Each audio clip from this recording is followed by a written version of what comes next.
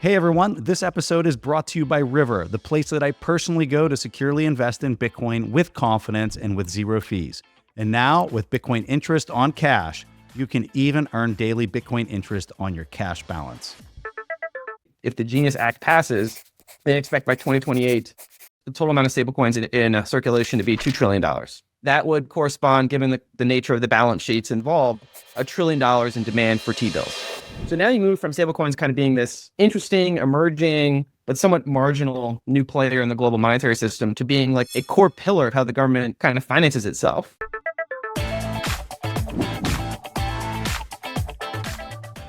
The Genesis Act, that went, it seems like it's all a done deal. Let's talk about that just in a little bit. Where I want to start this off is just the current administration. There seems to be like this battle happening between the Treasury and the Fed. And I'm kind of curious to get your just overall take on this setup, what it means, kind of where you see this going in the coming year or two. Do you even agree with that statement? Take it away. Yes, I mean, this is a kind of history rhyming, but like with a bit of a different twist, right? When you have large debts, for a large government, they are preoccupied with ensuring they can finance themselves at a sustainable rate. That's the borderline boundary constraint. And it is the primary constraint that Besson is facing here. And so he is there to essentially sell treasury bonds and support the administration's strategic policy objectives. And so those are somewhat in tension. Define that from a very high level, very simple standpoint with respect to what we're talking about as far as funding the government. Yeah. So, well, one, we have a lot of legacy debts we have to refinance. And then we're committed, as far as we can see, to about 7+% of GDP in terms of deficits. So just the kind of stock of debt we have to refinance is high. And then the flow of debt that we're projected to issue is also high. And that's just kind of like the baseline condition. But that's running up against the fact that the administration has policy priorities and objectives that they want to achieve in a short period of time. These are strategic shifts that they want to put in motion to change the balance of trade in the world, to ensure the domestic resilience of their supply chains, to make sure the U.S. dominates these strategic industries and technology. And so they're also butting up against the fact that the global system is quite volatile geopolitically. So these are just like the boundary constraints that Besson has. He has to ensure that Trump et al. Can achieve these objectives while ensuring the government can finance itself at a reasonable rate. And a lot of the policy objectives that the administration wants to pursue, reshoring, restructuring of the global trade and monetary and security system, is reflecting back on the treasury market, right? Adding to a term premium and, generally speaking, changing how a lot of countries and foreign capital pools view the United States. And so that is ultimately the boundary constraint that is putting a lot of pressure from the federal government onto the Federal Reserve. Federal Reserve has a particular official mandate, but ultimately, they exist, like all central banks exist, to ensure the national government, by whose remit they operate, can finance itself, right, under all conditions. And they don't make policy, right, beyond the remit of meeting their dual mandate. But when the federal government decides to throw the table over and restructure the global economic and security system, the Fed has to kind of cooperate, but they can't be seen, too objectively to be, hewing to the party line. So they have to kind of play this double game where, for all intents and purposes, they maintain independence. But if you look kind of in the microstructure, right, and maybe certain types of debt issuance, that seems to be disproportionately taken up by the Fed. It looks like, okay, they're not helping, objectively, the sort of yield curve control, but they're accommodating sort of treasury issuance in a way to sort of mitigate potential gaps along the demand for certain treasuries. And so this is the constraint that we're seeing Besson kind of operate within. And he's arrogating more power to himself and other tools that the Treasury has to sort of manage the curve, especially on the long end. So Treasury buybacks, jawboning, right? Probably lots of secret conversations with other governments, Japan, et cetera, about, hey, could you help us out here, right? A lot of the discussions reference sort of foreign exchange policy. And so, I think there's an attempt to try to keep a cap on the long end, at least without having these volatile spikes. I think when they have the move index go like past 130, 140, everyone freaks out because that's completely lead to contagion. So I think this is where the trend lines are going to converge over the next 6 to 12 months, towards the end of Powell's term next year. I just expect that's will, encroach more and more and more on the Fed's sort of territory, so to speak. They're already taking away the banking kind of regulation. They want to separate out those two key functions, the monetary policy function, the banking regulatory function. And then the monetary sort of function, they're also going to kind of sort of start to eat away at. And then use, rhetorical pressure that Trump has, not shied away from to kind of push the Fed to reduce rates on the short end, especially as we get to this refinancing cycle of the next 6, 12 months. I don't think it's a crisis right now, but I see it as like these structural trends moving in this particular direction and fiscal dominance, the sort of de facto subsumption of the Fed to an administration that wants to achieve pretty dramatic restructuring of the global system. And at the end of the day, like the Fed does what all Feds do. They'll have to accommodate what the hegemon wants. But how much friction and how much happens in the public versus behind the scenes remains to be seen.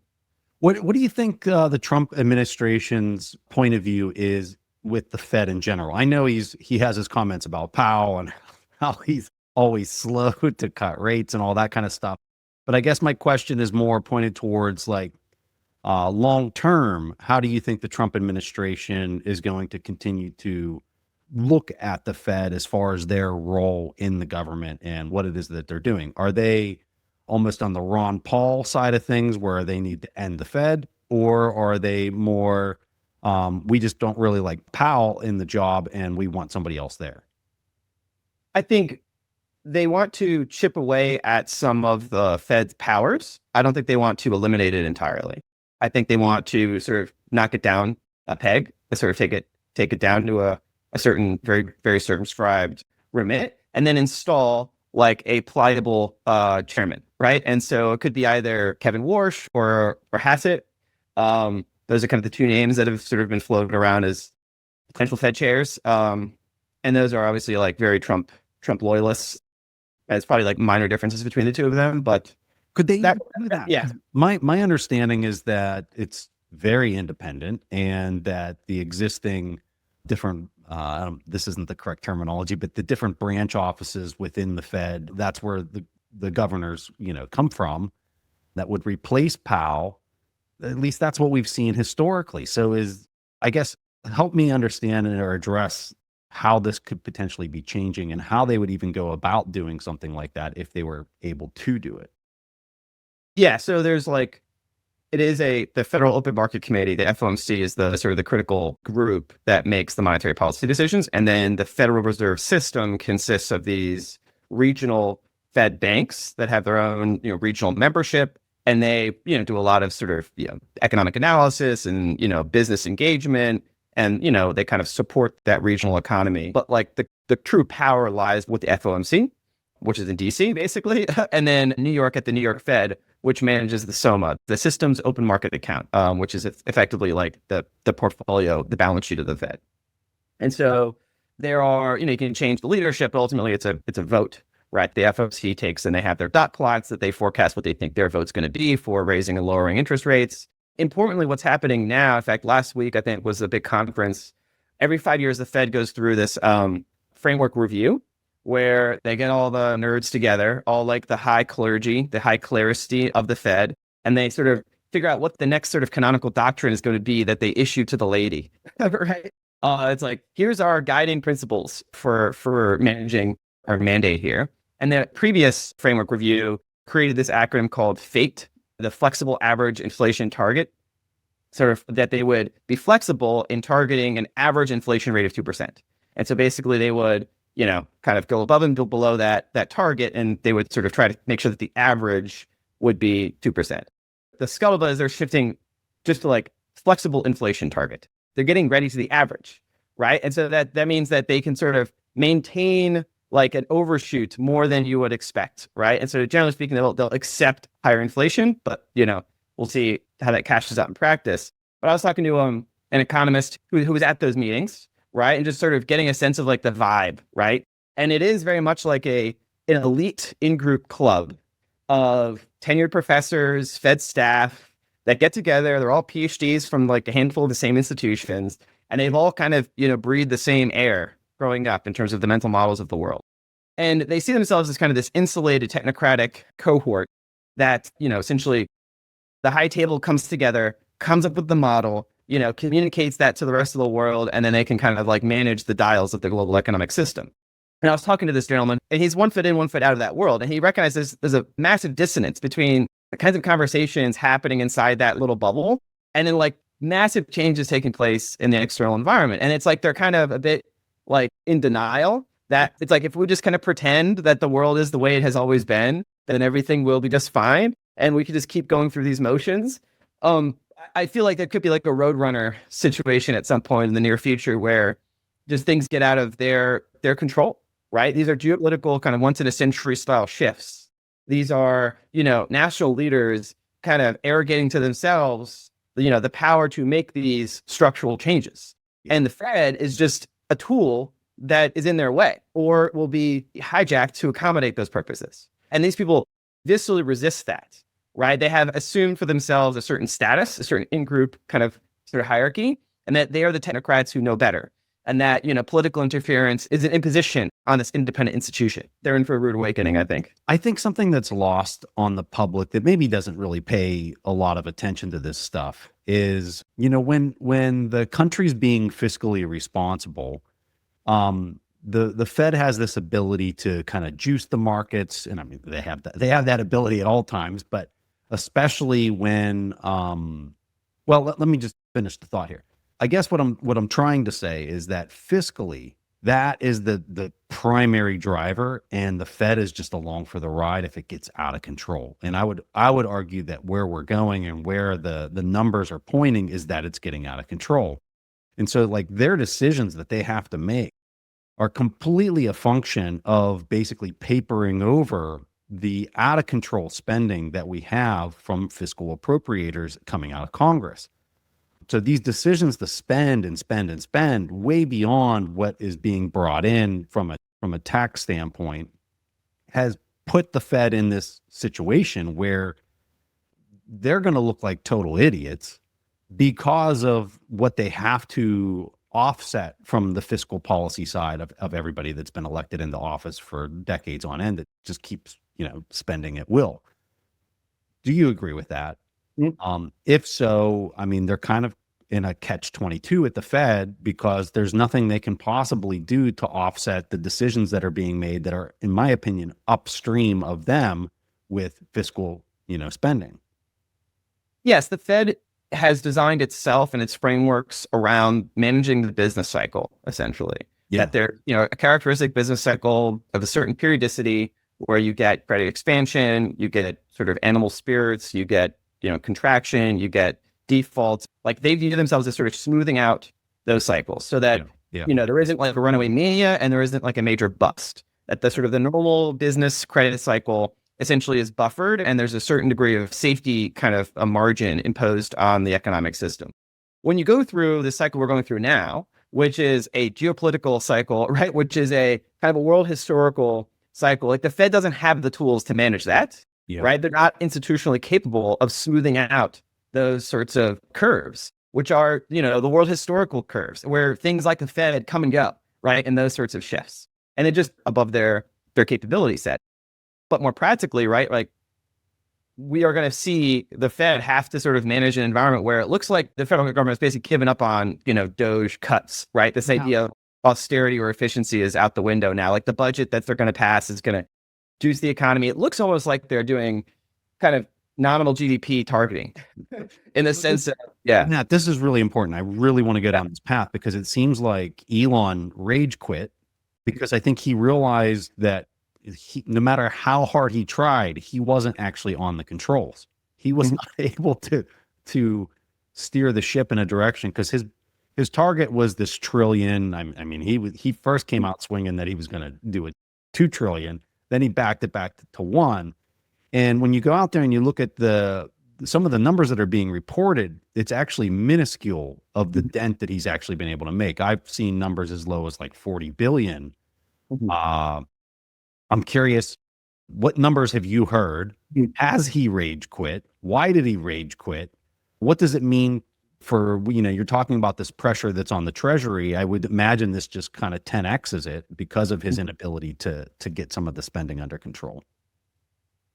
Yeah, I actually think that Doge thing from the beginning, the whole idea that they're going to cut $1 trillion was a smokescreen for just getting access to kind of the inner workings of the government and getting, Doge's people in place. Yeah. And access to critical information on contracts, where those were going, kind of mapping out the sort of the dark matter of the federal government, seeing, who was winning, who was losing, like when connected to the federal teat, right? That's sort of knowledge that was getting access to that information. And I think the Doge efficiency cuts were mostly just cosmetic. And I think it was a political economy, kind of like we need to, get dirt or information on our opposition in the power structure in the US system. And our opposition is connected to kind of the technocratic management of the federal government. And so we need to understand like what their points of vulnerabilities are and try to choke off selectively, right, our adversaries' access to funding and financing. So that was going after USAID, going after Department of Education. It was politically driven activity, not like we need to hit a certain efficiency cut. I think he's got 500 things to do, but I think he got what he wanted out of that. And then he was like, all right, we're done. But I also think structurally it was probably impossible to get the trillions of dollars of savings that they were looking for. Like the nothing stopped this train meme is true. And you can see in Dissect last year when he was articulating his vision for if he was going to be picked, like his version of the 3 arrows plan, which is he was going to target bringing deficits down to 3% of GDP. They're going to pump 3 million more barrels of oil. And they were going to, I think, target, I heard what the third was. But he's sort of given up on that. And maybe it was like 3% interest rates on the 10-year. He's sort of given up on that. And now they're sort of accepting that they need to sort of run the economy hot, that they'll grow their way out of this debt. Then if we just push the accelerator button down and we have, G above R, right?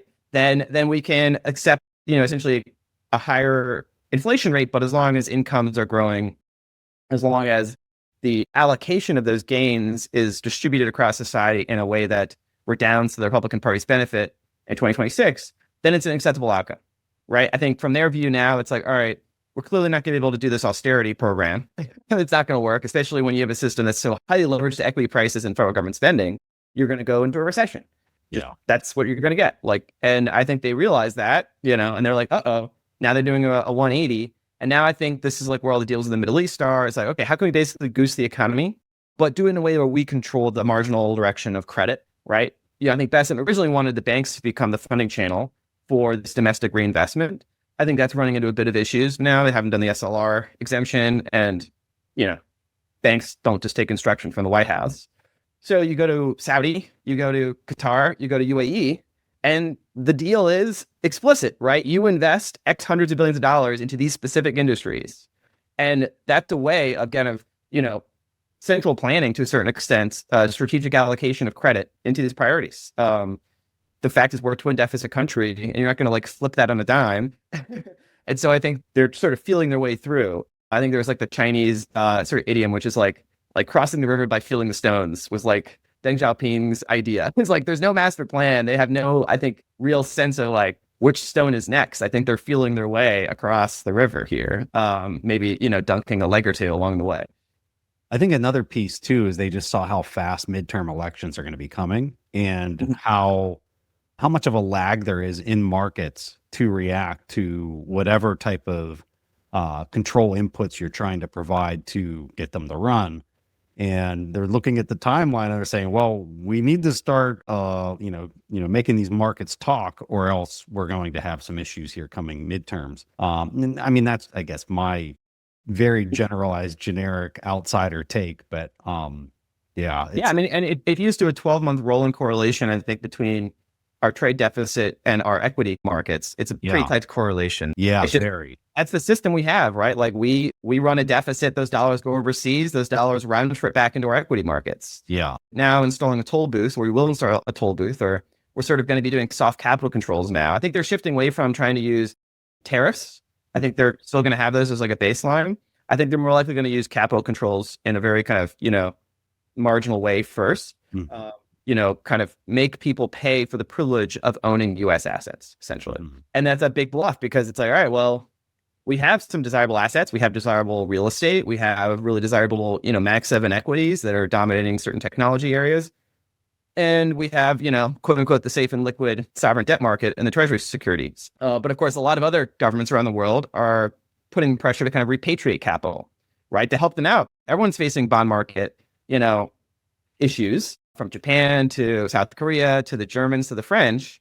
And they all have the same sort of strategic, challenge, which is how to support, an aging population, a more risky world where they have to invest more in defense, where they all realize that they're going to be behind the technology curve. So they need to make sure they get access to the cutting edge AI chips and the semiconductor sort of supply chain that's like resilient for their own strategic industries. So they're all realizing they need to borrow and spend money, right? And they're looking around and being like, hey, pension fund, hey, sovereign wealth fund, I need you to maybe take some of that out of NVIDIA or the NASDAQ and pull it home to invest in, German Bunds or oats. And it's like, well, you have to ask nicely, or you have to use carrots and sticks. So everyone's sort of fighting over where the capital flows are going to be, reapportioned here. It's a world where essentially geopolitical and strategic prerogatives, not just in the US, but around the world, are now sort of supervening on market dynamics.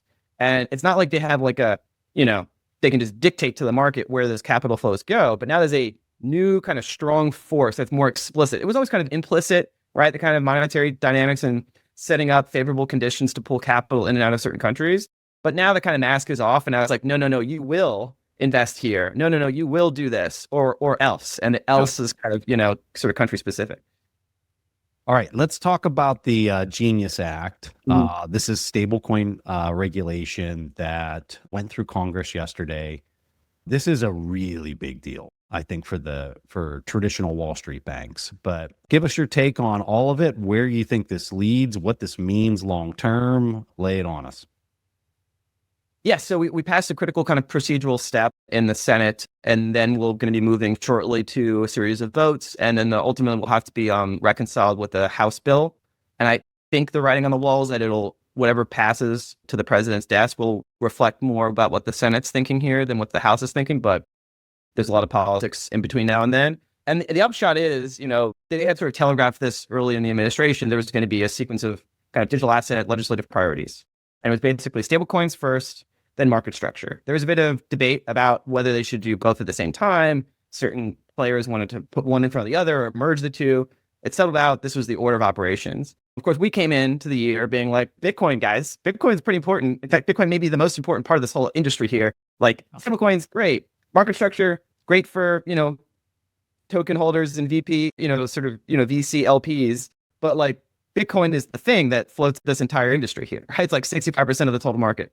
So we put on this event in March to try to raise the salience of the strategic Bitcoin reserve. And so now it's still tentative, but we're trying to bring the SBR codification of the executive order kind of into sort of third place, at least, as like a sequence of operations here. And so there was a bit of a stumbling block with the Democrats kind of putting on this big show, walking out, and then not voting for the first round for the Genius Act.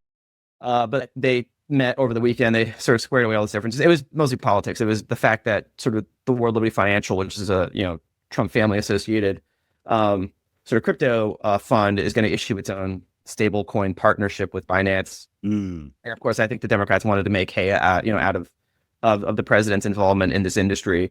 Ultimately, I think they settled that out, and now that is on a glide path to passing. At least I think that's what the industry read is. Which is good timing, because I think actually just today or yesterday, the Hong Kong Monetary Authority just approved its own stablecoin framework. Yeah. Right? Stablecoins, essentially this pretty flexible regulatory environment. So like a lot of countries are now trying to like put in place their own regimes here. From the US's perspective, a lot of the commentary has been interesting. It's some of the, BPI has written about for years now, which is like there's a strong strategic synergy between stablecoins and the United States, but also between Bitcoin and stablecoins and the United States' interests. And it actually was interesting to see a Treasury Borrow Advisory Committee report that was commissioned by the Treasury Department that they produced at the end of April.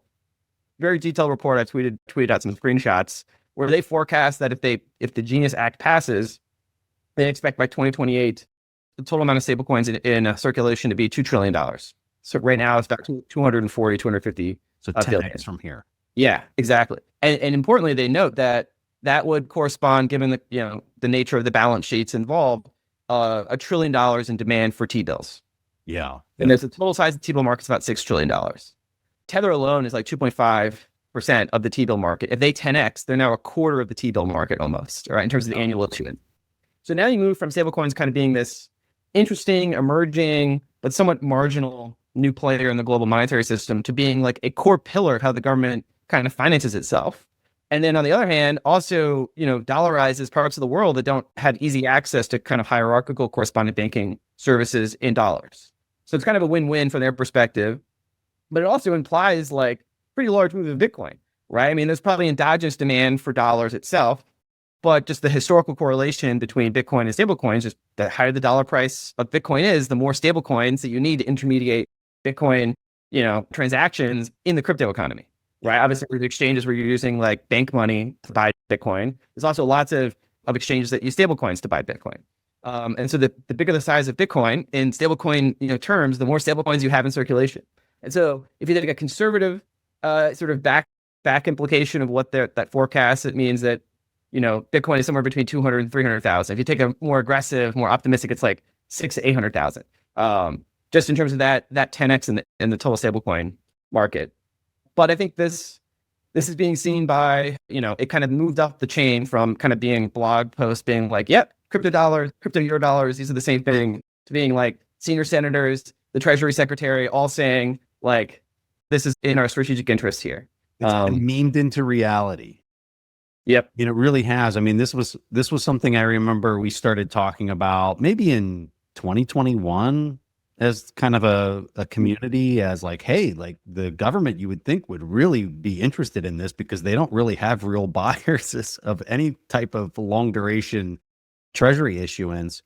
And when I saw Senator Haggerty, I think it was yesterday, went on CNBC and I think one of his talking point was stablecoin issuers are going to be the biggest buyers of U.S. treasuries in the future. And I think he even maybe put out a date like in the next 4 years or something like that. And I was just watching this clip and I'm thinking, for people that don't know, Senator Haggerty is intimately involved in all finance matters in Congress.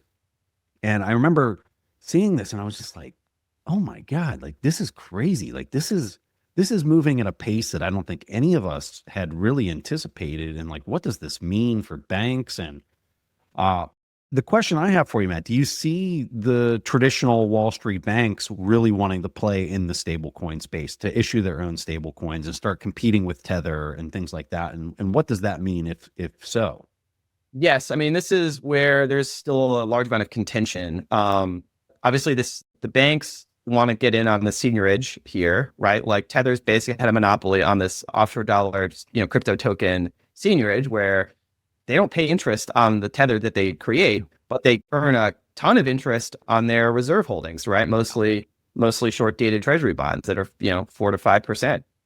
So they're just collecting that spread of like $13 billion net profit every year, right? And that exists basically only because of regulatory arbitrage, right? And geographic arbitrage. Yeah. And so a lot of people, right, in different positions in both onshore and offshore banks that would love to try to get in on that game. Tether has a lot of network effects, has a lot of brand trust, has a lot of penetration to the ecosystem.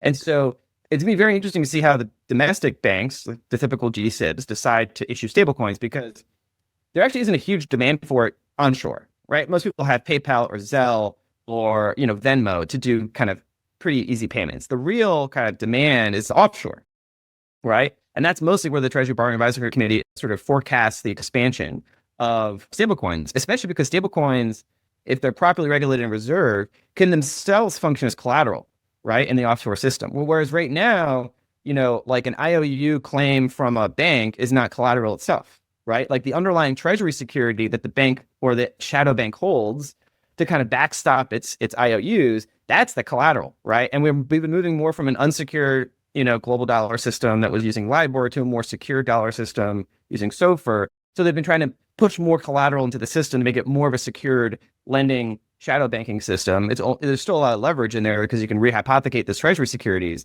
But if you could regulate and have a high amount of institutional trust in stablecoins in the global dollar system, the stablecoin itself could become the collateral instead of the treasury security. And then you can imagine these things merging. BlackRock's whole business is tokenization. right? When they want to tokenize, and the first sort of tranche of assets they want to tokenize is treasury securities, right? It's like, all right, we're going to be creating a lot more debt out there. We need to create more demand for it. And there's the traditional demand and sort of the, the dealers that intermediate the on the run and off the run, treasury market. And that has had plumbing issues, and there's all sorts of things with central clearing and different repo facilities that they're trying to, put in place, and SLR relief to make sure the banks can buy more treasury securities.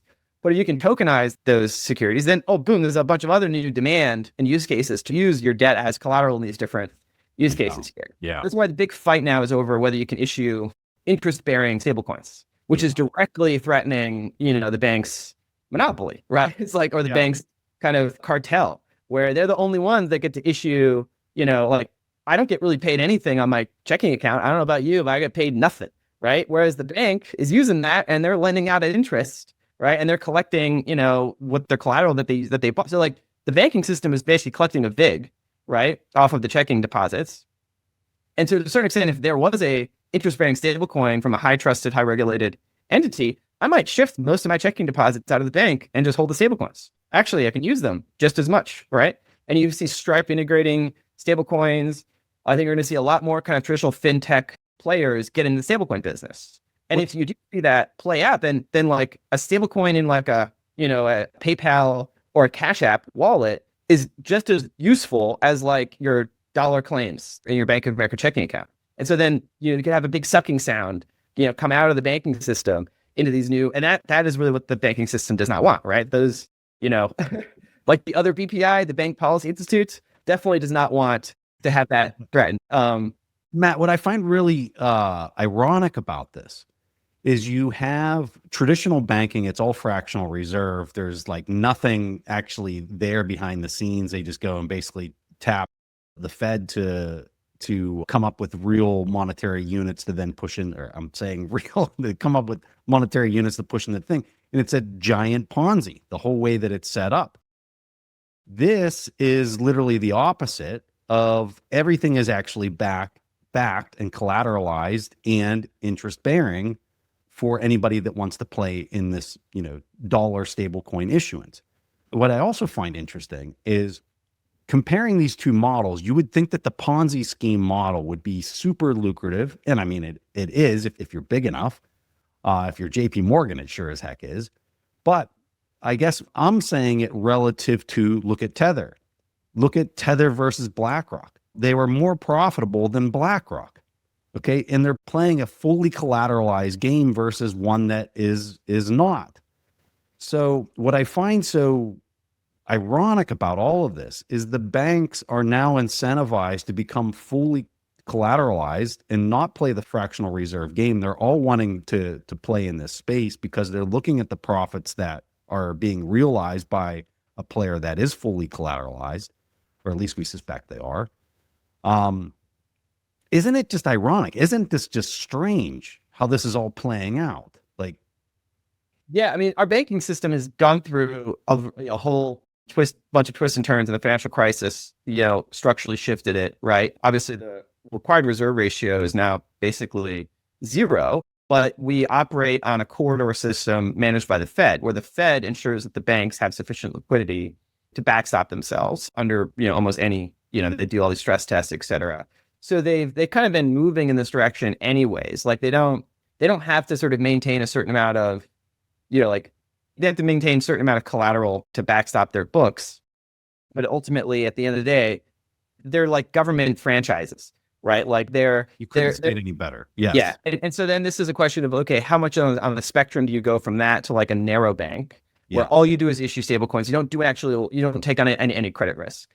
And, you want to have banks exist to take credit risk because you need to have that entrepreneurial, engine in the economy. But the banking system has become, and some of the critiques of the banks is that they become so tightly regulated because they're more useful to the federal government as like a place to stuff treasury securities, rather than as a means of ensuring, a dynamic economy is sort of has a sufficient liquidity.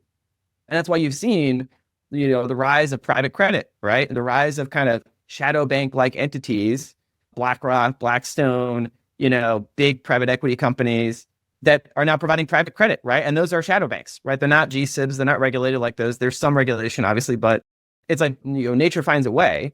And so if a Fortune, 1000 company like wants to borrow, right? Like they can go to one of these private credit facilities, because Bank of America is like, I don't want to touch you. And so this is the more the financial stability risk that's lurking in the system is if you do have a large amount of debt in the private markets that was fine for the last few years because they all refinanced at those really low COVID rates, but they're like usually 5-year terms. Yeah. And so we're kind of coming up on that period where they're going to have to refinance and they're going to just adjust up, several hundred basis points. And a lot of those businesses can't sustain that. And to me, that's like, there's this other pressure to make sure that you can keep short rates down or do other things. But that's more in the sort of, macro stuff. Let's talk a little bit about the SBR, the Strategic Bitcoin Reserve, where that's at with respect to the appetite on the Hill. And then also the Sovereign Wealth Fund and what that means, because anybody that's been following Howard Lutnick and Cantor knows they're super insanely bullish on Bitcoin. And he's been the guy as the Commerce Secretary that's been charged with the Sovereign Wealth Fund. I would imagine they would take a pretty sizable position in Bitcoin inside the Sovereign Wealth Fund. But I just don't know where it's at with respect to it just being executed and them like acting on all of this. Yes. So there's two pieces. One is the executive piece. One is the legislative piece. The executive piece we got established via executive order back in March. And that executive order created the Strategic Bitcoin Reserve and then laid out kind of this timetable at 100 days for the president's working group on digital assets to do a number of things. The most relevant to SBR was instructions to the Commerce and Treasury Secretary to identify, quote, budget neutral ways of acquiring additional Bitcoin for the SBR in a manner that didn't impose any marginal taxpayer burden. What if you could grow your wealth effortlessly with a consistent income stream and in a tax-advantaged way? Bitcoin mining with Abundant Mines checks all of these boxes. Abundant Mines delivers a premium, hands-off Bitcoin miner hosting solution at renewable-powered facilities in Oregon, offering low-cost energy, industry-leading uptimes, and white-glove service. Your investment works harder for you so you can stack discounted Bitcoin without the headaches of active management. Their cool and stable climate extends the life of your machines, and if repairs are needed, their team handles it fast and at no extra cost. With in-person exclusive educational events, you get unmatched transparency and insider knowledge. Successful entrepreneurs, investors, and investment funds trust Abundant Mines to optimize their mining profits with significant tax advantages. Get started today at abundantmines.com/Preston for a free gift as a listener of this show. That's abundantmines.com/Preston because elite investors choose abundance. One of the most common questions I get from family and friends is, Preston, where do you personally buy your Bitcoin from? And the answer is really simple. I buy it on river.com. Not only can you buy Bitcoin with zero fees on recurring buys, but you can earn Bitcoin interest daily on cash balances while waiting for good buying opportunities. And over the past 2 years, these returns have been twice that of most high-yield savings accounts and 16 times the national average, making it a powerful way to grow your holdings. You also have peace of mind knowing Bitcoin on River is held in multi-sig cold storage, fully licensed and regulated in the United States. Plus, their relationship managers are US-based and available by phone for you or your business. Additionally, River has built its own infrastructure from the ground up, meaning it doesn't rely on third parties to function, like a lot of other Bitcoin exchanges. River is setting a new standard in Bitcoin investing. Go to river.com/fundamentals to get up to $100 free when you sign up and buy Bitcoin. That's river.com/fundamentals. Holding Bitcoin is the best way to protect your family from the threat of fiat currency collapse. And few people understand this better than Tony Yazbek, cybersecurity expert and founder of the Bitcoin Way. Tony was in Lebanon when the currency imploded. He's seen the chaos that erupts when the ATMs stop working and the bank accounts get frozen. He knows what it's like to lose everything. But with his cybersecurity expertise and by fully adopting Bitcoin, Tony was able to engineer his escape. And now Tony and the Bitcoin Way team work to make sure this never happens to you. With over 25 years of experience, their expert training empowers you to self-custody your family's Bitcoin the right way, secure your devices and protect your privacy, and secure for Plan B citizenship. The Bitcoin Way can transform you into a sovereign individual. You just need to take the first step. Schedule a free consultation today at thebitcoinway.com/TIP. That policy development, those ideas have been developed and they are, being reviewed by Bo Hines and the folks on the president's working group. And they range, I don't know all the ideas. I have a sense of what's on the table though. They range from pretty trivial, like couch cushion money, right? Let's just, sell off some of our coins and sweep them into Bitcoin, or take, maybe obviously the additional holdings that we've seized, right? That we have clear and final title to, move those into the SBR. And all the way on the other end of the spectrum, you have like gold revaluation. Talk that in detail so people understand. Yeah. Like, so that's the big kahuna. And that was the idea that we sort of fleshed out last year as like an option for the federal government to acquire Bitcoin without legislative action, and without borrowing new money, right? And so it's the mechanism that's inside the Bitcoin Act. But the upshot is the government has gold certificates that are still marked at the 1973 value. That was sort of when we went off the gold standard, we're like going to pretend that gold is not a monetary metal anymore. And so we're just going to pretend that gold, maintains its $42.22 an ounce value, right? So all the gold we have as a federal government is marked on the books at the Fed for the Treasury General account at its 1973 value. And so you could imagine a swap where the Treasury Secretary retires those certificates, creates new certificates, right? Just like an accounting maneuver, values those, like marks those to market, and then goes to the Fed and says, I want you to accept this as collateral for my checking account effectively. And the Fed could say no, but I don't think the Fed would say no. They already have the legal authority to accept this collateral by law. And so this actually gets around changing the gold price, which you actually have to have a law to pass to change the official gold price. You actually retire the old certificates that are anchored to the 1973 value, and then you create new ones that are just valued at the market price. And then you have the Fed accept those at collateral and then credit the Treasury General account with the difference. It goes from, let's say, $11 billion value to $850 billion. Yeah. It goes from the gold kind of certificate account to the Treasury General account. And now the Treasury Secretary now has $800+ billion of dry powder to spend on whatever he wants. And then we interpreted the Gold Reserve Act. This is getting a bit legalese, but the Gold Reserve Act says the Treasury Secretary may deal in gold, foreign exchange, or other instruments of credit and securities. And it's not gold. Bitcoin's not gold. It's not foreign currency, right? By the definition of the statute, it's even if it's used as legal tender, it's not considered foreign currency. But you can structure a transaction, say an overnight note that is denominated in dollars but redeemed in Bitcoin as an other instrument of credit and security. And so if you wanted to, there's a way for the federal government right now to, do this swap and use some portion of the $800 billion to purchase Bitcoin. They could also use a portion of it to defray future debt issuance, to seed the sovereign wealth fund, for any government expenditure, basically, right? And so that's an idea we put on the table. We've been talking to lots of folks in Congress about it. There's certain executive actions that you could do to execute it independently. But ideally, right, you'd want to have legislative authorization to make it endure past one administration, right? And so it's like it's both and, right? Like the administration should pursue the most aggressive path to acquire as much Bitcoin as possible, in a prudent fashion. But we should also codify that program, the SBR, in law, right? So that's the sort of two pincer movements here. One is on the executive side, make sure that they're aware of this as an option. This, checks a lot of different boxes for them. But then also educate members of Congress that like this also checks a lot of boxes and also is a matter of strategic urgency, because the president has stated how publicly in the executive order that this is a strategic finance supply asset that's digital gold for the 21st century. And Bo Hines has said we want to acquire as much as we can. Yeah. And then Trump just goes to the Middle East and is basically telling people, hey, we're going to run the economy hot.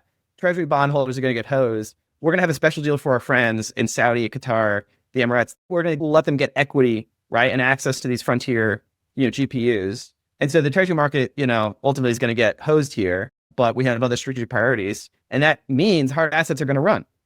Yeah. It means gold and Bitcoin's going to run. We scared gold onshore with the tariff threat on mostly London gold, and we emptied that into New York vaults.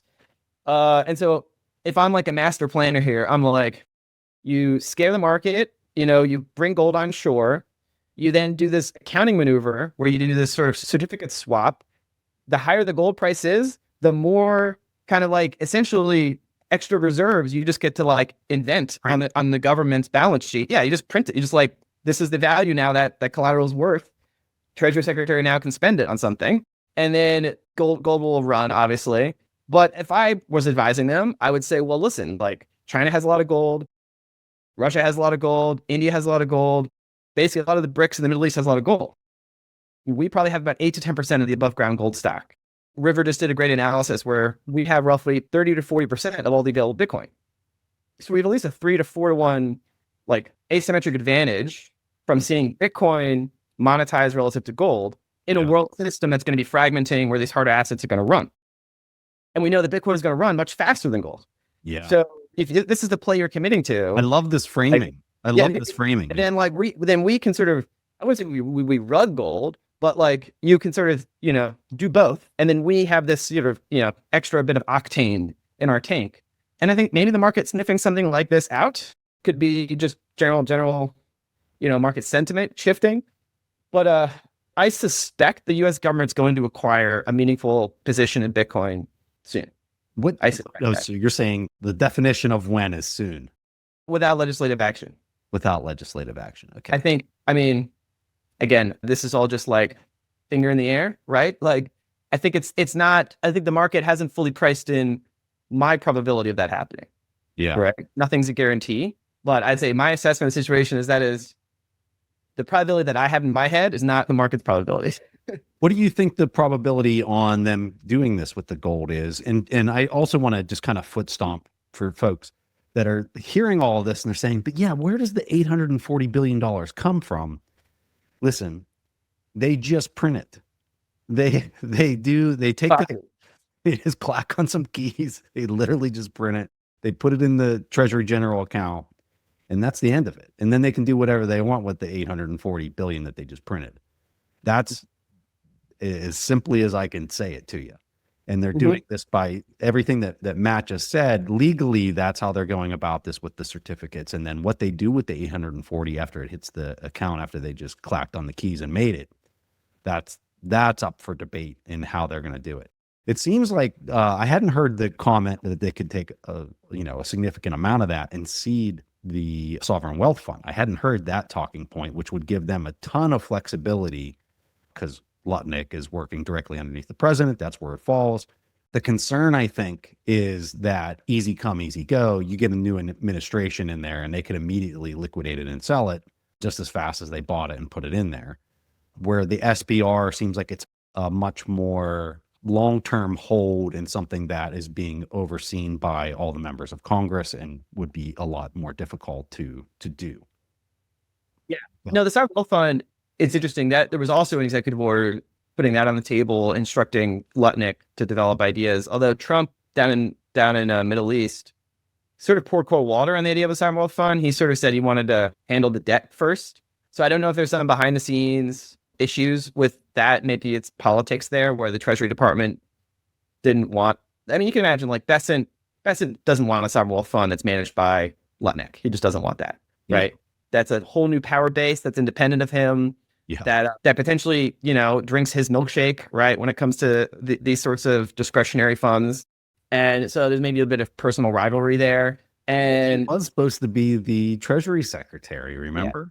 Yeah. And also like the deals that they're setting up here, like the Saudi, was very, very important. That was a strategic like pivot there because we basically said, we're not doing regime change anymore. We're not nation building anymore. We're here to do business deals and squash the beef. Right. And so Trump wants to, squash the Eurasian periphery's collective beefs. That's easier said than done, but that's like their high-level foreign policy is to squash the beef in Eastern Europe, squash the beef Israel-Gaza, squash the beef Saudi-Iran, squash the beef Pakistan-India, squash the beef China-Taiwan, and North Korea will always be the, right. Like that's their objective, squash the beef and do business deals. And a lot of those business deals center around domestic investment, meaning hundreds of billions of dollars, trillions of dollars investment in these strategic technology areas, which are extremely capital intensive, mostly AI and energy, right? And they I think are, I mean, this is a bit, left of field, but I think everyone at the national leadership level is getting increasingly AGI pilled, meaning they're increasingly coming under the belief that AGI, artificial general intelligence, will be a thing, however you define that. It will become economically and strategically significant soon, like in 2 to 4 years. And so this is now like a first order function of these decisions that are being made for capital and for trade and for security deals. And the sovereign wealth fund was an idea that would allow the U.S. government to kind of essentially leverage private capital with some public capital to do that strategic investment. And the idea was they would collect a lot of revenues from tariffs that could be, funneled into that. But they're not really collecting that much revenue from tariffs, right? Like, clearly, they shift away from tariffs as being an actual financing mechanism, and it's more just like a negotiating tactic. So they're not going to be that many new revenues coming in that will just be easily pushed into the sovereign wealth fund unless you do this gold revaluation trick. But the Treasury Department has no incentive to give any of that up to some other balance sheet at the government level, right? Especially when Besson says, "Oh, this is necessary to maintain stability at the long end," and then maybe they'll use it to finance some Bitcoin purchases. So I'm bearish on the sovereign wealth fund right now as an idea. It could reemerge, but I think a lot of these are going to be like direct investment deals, even though you had the executive order, you're saying that. So they might still create it, but it might be more of like a fig leaf, right? Like a few $1 billion or something. Wow. Okay. They already have, the Defense Department already has an Office of Strategic Capital, which to a certain extent, is a sovereign wealth fund. We just don't call it that. Yeah. Right. Yeah. And it's not tens of billions, it's in the billions of dollars, but it has relationships, and uses private equity and venture capital firms to sort of leverage up, right? So they have $1 billion of, DoD capital. They put that into a structure with, some multiple of that of private capital. And then they work with, they strongly influence where those investments go, right? In AI, into quantum, into fusion, to whatever. And so that's basically the same thing a sovereign wealth fund would do. But again, I think about this from the perspective of political economy inside the US. Depending on has its priorities, Treasury has its priorities, Lutnick wants to just, take on this thing and could mess with these other priorities here. And there's also I'm having a call next week, 2 weeks with Australian sovereign wealth fund. And it's very much top of mind, these structural shifts here. And, we're trying to steer that capital into the US. And so you can have a sovereign wealth fund at the top, but that's very expensive. And if it takes losses, right, it's kind of politically, it looks kind of weird. So I don't know. I'm not as bullish on the sovereign wealth fund as I am on the SBR. But the SBR does require a lot of political education, right? We came into the year and the SBR legislative priority was not even on the radar. And now we're trying to make sure that it's at least number 3. And we're making the argument that it should be next, right? To a certain extent, after we get stablecoins off the deck, there's gonna be the market structure bill and then the SBR. And right now, kind of the naive, default is obviously market structure comes first, then the SBR. And our argument, as I tell anyone who will listen, has been, well, the SBR is much simpler, right? Has much more consensus across the industry, is actually aligned not just with the industry's collective interests, but the US government's strategic policy, right? And it's much more a matter of urgency that we acquire a meaningful position in Bitcoin before the Saudis, the Emiratis, and the Chinese, et cetera, get it moving. Matt, this is where I'm at, is if you're right about, the US is going to start buying Bitcoin soon, I just can't imagine the second and third and fourth order effects that are going to pop out all over the world that feel like they've got to be doing the same thing and that will start doing the same thing. Heck, just look at it from a state standpoint. You now have states passing legislation to have their own strategic Bitcoin reserve and what that's going to do. Mm-hmm. So, I mean, I'll tell you, I know somebody that was in Hong Kong recently, and they had meetings with senior officials from the Hong Kong government. And these officials were very interested in the SBR and were familiar to a level that most folks that I talked to in the crypto policy world inside DC were not even familiar with that whole thing I went through, the gold certificate evaluation mechanics that even people in Bitcoin, even people in crypto policy kind of go wait, what? How does that work? Well, these folks, senior officials in Hong Kong, were very read up on those mechanisms. They were very closely tracking it, right? And I know there's also mainland, attention being paid to these moves here. You have the Hong Kong, is kind of the sandbox for the mainland and all the crypto stuff, but they have an in-kind ETF already. They have large family offices with heavy bags. China has, obviously took a anti-Bitcoin stance in 2021. They kicked out all the miners, et cetera. But they've, there's always been stuff happening behind the scenes there.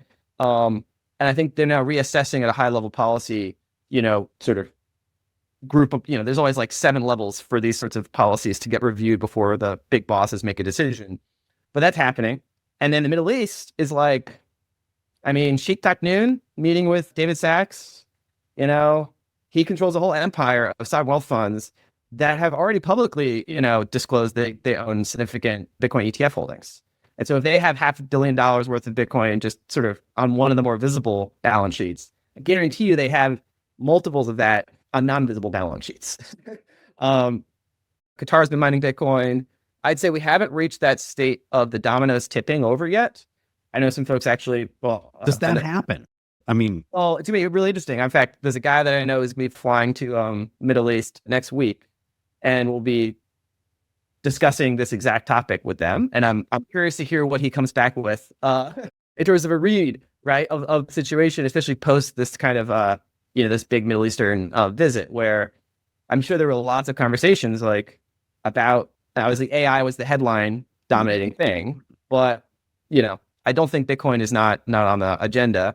And then separately, we have conversations inside the bowels of DC, Defense Department, intelligence community, and these gears are clicking into place here, where the strategic sense of what Bitcoin represents and the shifts that, could be in motion, that you're either riding that wave or you're getting run over by it, right?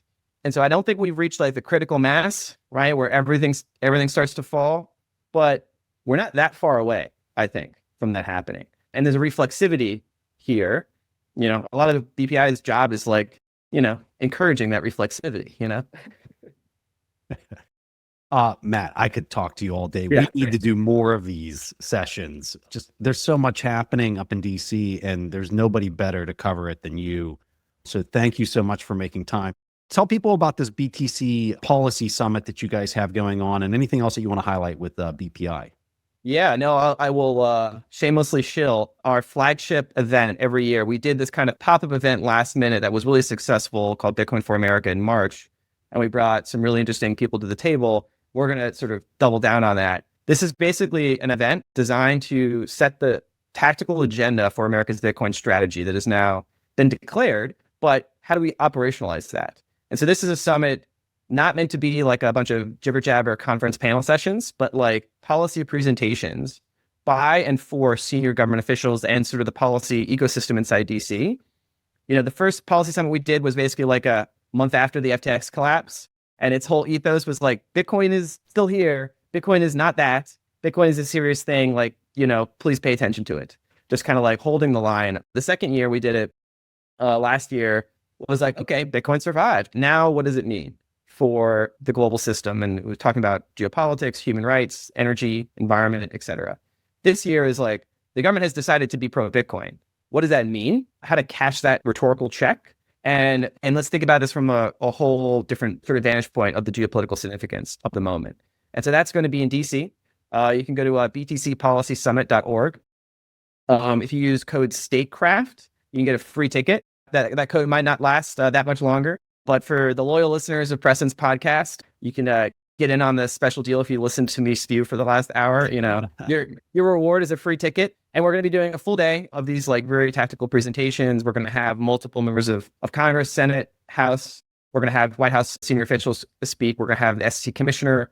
We're going to have an individual that I think people will be surprised to see present. We haven't announced yet. And yeah, so I think it'll be a pretty cool event in DC. We're going to have a number of other kind of like, parties and events that week as well. And a day on the Hill the following day. What was the dates again? So June 25th. Is the summit, and then June 26th is the day on the Hill, where we're going to organize and bring Bitcoiners to sort of flood the zone on Capitol Hill, and make sure that they're aware of just how vocal and significant Bitcoin is from their constituents. So that's like where all systems go. We're expecting a pretty significant turnout. So if you are in DC or you want to come into DC, I would recommend getting a ticket now. Amazing. Okay, we'll have a link to this in the show notes. Don't forget the discount code. That's pretty awesome.